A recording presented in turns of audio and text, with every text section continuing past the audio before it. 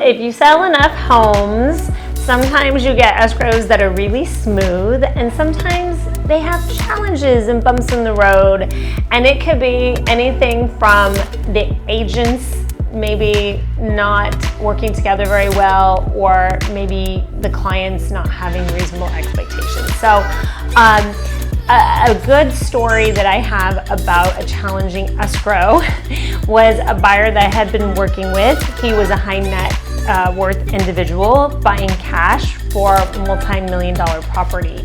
And sometimes businessmen and businesswomen that are used to running things their own way think that that can also translate into the real estate world. And granted, yes, some things you can control, but there are things that we have to just follow the rules the way that they're lined up with contingencies and such. Well, my client, love him to death, decided that he didn't want to follow those rules, and so we had some challenges with getting documents signed, getting contingencies removed, and the seller was losing their mind with us.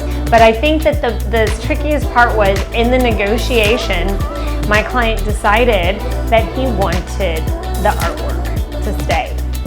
And one thing, when you sell a house, it doesn't usually come with the artwork. So I had to explain to my client that the seller was selling the house, but it wasn't selling the art. So we got all the negotiations down, and there was one painting that without that painting, my client wasn't gonna buy the house. So going back and forth, and I just remember sending the listing agent back to the seller saying, I'm so sorry, we're so close, but if you can't get me this art, we're out.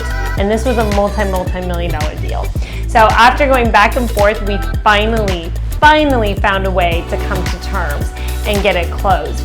But in these challenging situations, I really thought it was not gonna happen. So even up into the end, until it closes, it doesn't close, but you just stay the grain and you keep going.